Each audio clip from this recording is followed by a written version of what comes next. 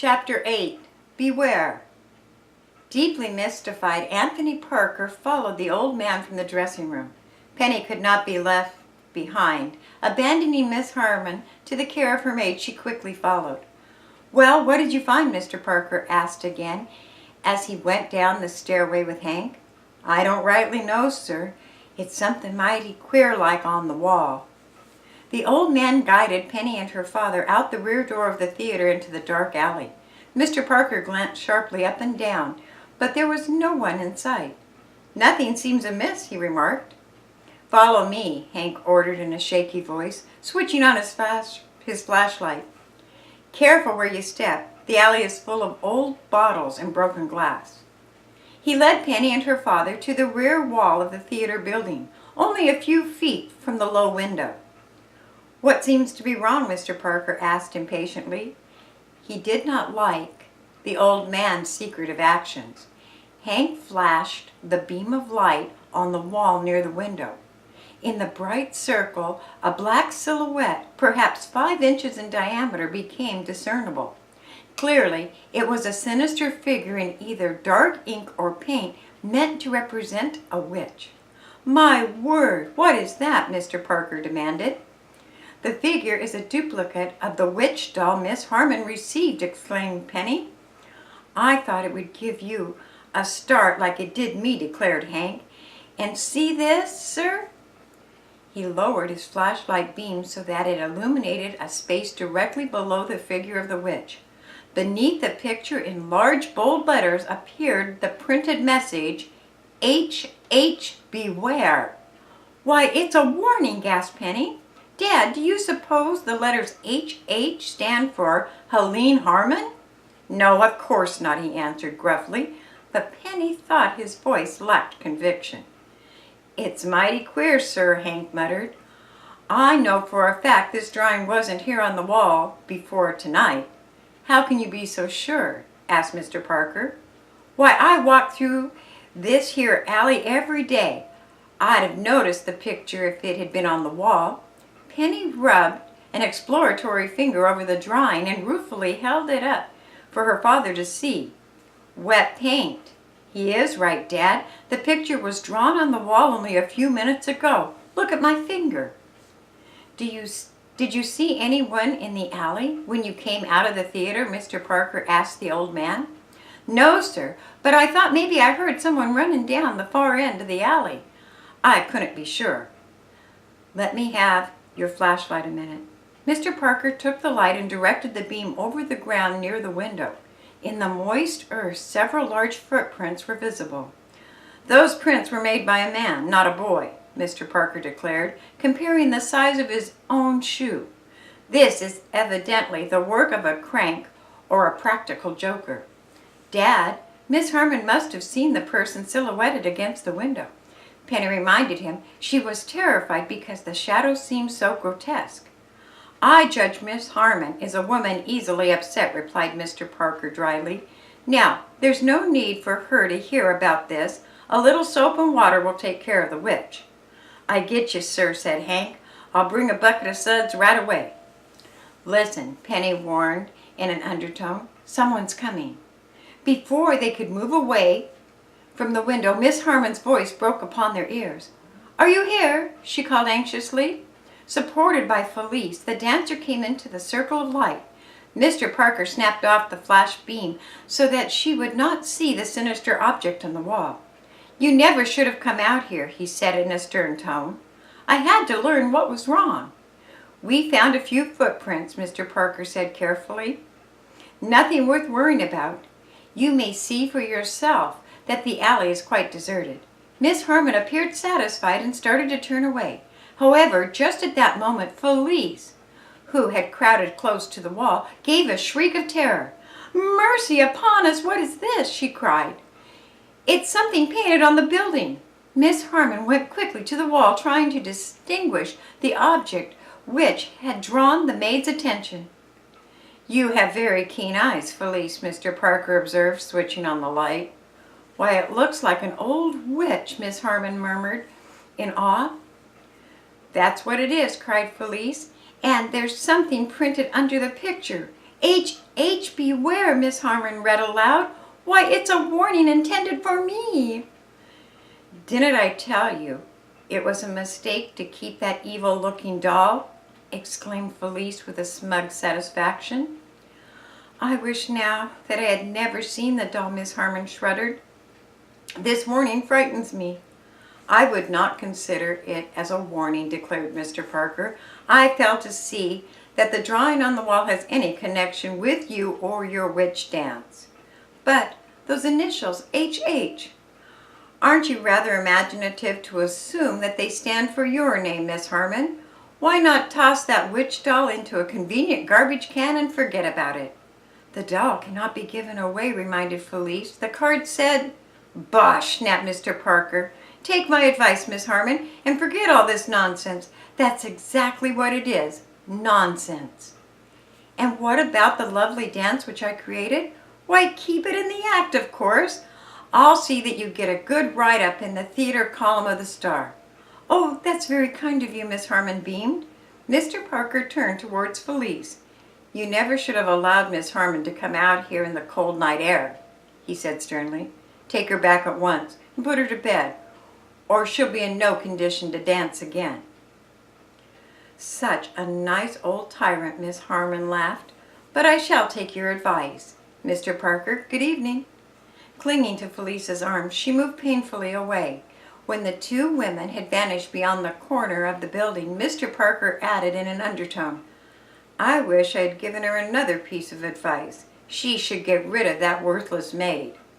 I think you spoke enough of your mind, Penny giggled, but I agree with you, Dad.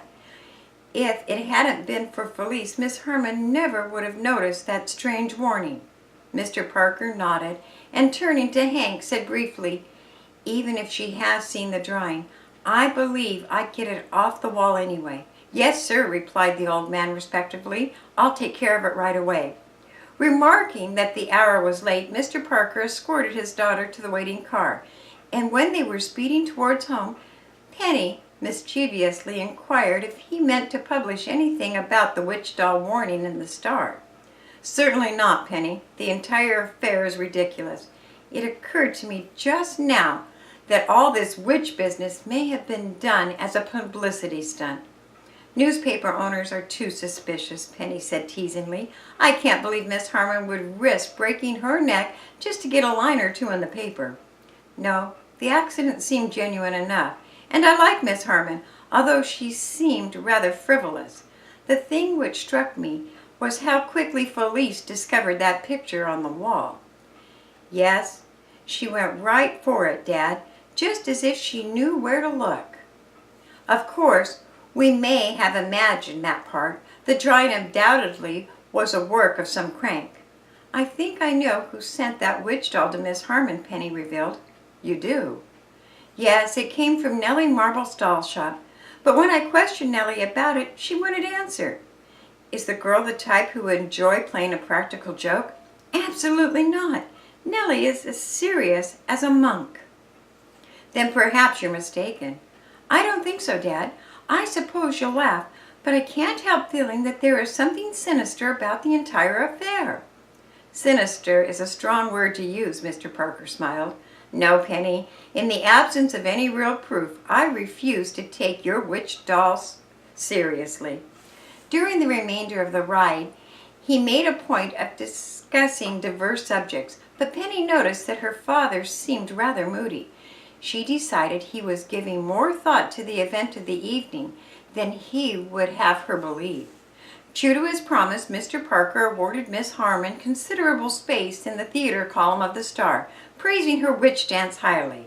Other newspapers in Riverview likewise commented favorably upon the young woman's ability. The following day, while Penny was pouring out the various theatrical notices, Louise dropped by to ask if she would care to go for a ride in the country. I promised Mother I'd deliver the doll and a basket of food to the poor family by the name of Schlosser, she explained. They live just on River Road. Why, yes, I'll go, said Penny. I have a lot to tell you about last night. My, but you missed the excitement. It just makes me sick I couldn't see the show. Tell me all about it. Penny related the strange events of the evening as they motored along the river road in the Seidel car. Exciting things like that would happen when I couldn't be there, Louise commented. Oh, I wish I could have seen the drawing on the wall. Do you think it was really intended as a warning for Miss Harmon? Yes, I do, Louise, but I don't think Nellie had a part in it. For one thing, Dad found a man's footprints near the wall, and Miss Harmon claimed she saw a grotesque figure out the window. It gives me the creeps just to hear about it, Louise said with a shiver. But my, I wish I'd been there. The car had drawn up in front of a tumbled-down, unpainted cottage. A day's washing flapped lazily on the sagging clothesline which stretched from the front porch to the tree. The picket fence had lost many of its teeth, and the untidy yard was cluttered with discarded objects. A few chickens scratched industriously in the dirt. This is the Schlosser place, said Louise, taking a basket from the car. The girls rapped on the door. After several minutes, it was opened on a tiny crack, and a very dirty child, or perhaps of 8 or 9 years in age, peered timidly out at them. Hello, Jeanie, said Louise. We brought you some things. The child's face brightened, and she quickly opened the door. Mama isn't here, she explained before Louise could ask. She went down to Riverview about an hour ago to see if she could get some washing to do. Is your father away too? Inquired Louise. Oh, he's always gone, said the child, her mouth twisting scornfully. As Louise and Penny well knew, Darrell Schlosser had never provided well for his family. The man worked in a nearby factory, but money slipped easily through his fingers. He spent sums in many foolish ways, often leaving his wife and child without proper food or clothing. I suppose your father is at the factory, Louise remarked, setting down her basket on the kitchen table. Jeanie shook her head. Pop's only working half days now. I reckon he's down at Osandra's, same as usual. Osandra's? Penny asked quickly. Do you mean Melvin Osandra's seance establishment? Sure. That's where he always goes, soon as he gets his paycheck. Mama begs him not to do it, but he won't pay any attention to her. Someone should talk with that man, Osandra, Penny declared. It's not right for him to take money which should be used for food and clothing. Mama went to see Osandra, Jeanie said gravely. She asked him not to let Pop come there anymore, but he has just laughed. Louise unloaded the basket of food and gave the child the doll which had been purchased at Nellie Marble's shop. Oh, did you bring that for me? Jeanie cried, her eyes sparkling. I never had a real doll before. She's just beautiful. The child's gratitude was more than repayment, Louise and Penny, for the slight inconvenience which the drive into the country had cost them. In a few minutes they left the house. I'll tell Mama you were here, Jeanie promised, following them to the car. She'll be awful glad to get the food. We haven't had anything except potatoes for most of the week. As they drove back towards the city, Louise remarked that she wished something could be done to help the Schlosser family. Jeanie's father really isn't such a bad sort, she said. He's merely weak where money is concerned, and what a pity that he wastes his wages on mediums. Something should be done, Penny agreed. Osandra would refuse to take the man's money if he had any decency. Louise, let's go there and talk to him. Talk with Osandra? Oh, that would take courage, Penny, and I doubt if I would do a speck of good. Perhaps not, but we could try. Anyway, I have a great curiosity to see this wonderful man, Osandra. When Louise did not reply, Penny was silent for a moment. Then her eyes began to dance with excitement. I have a marvelous idea, Lou, she cried. Let's go there now. What's so marvelous about the idea? I don't think much of it myself. Penny was not to be discouraged. We'll pretend we are reporters from the Star, sent to interview the great Osandra. She went on with mounting enthusiasm. We'll break down and answer all of our questions about him. Oh, Louise, you just have to say yes. We'll have a regular lark. Do, do, do, do.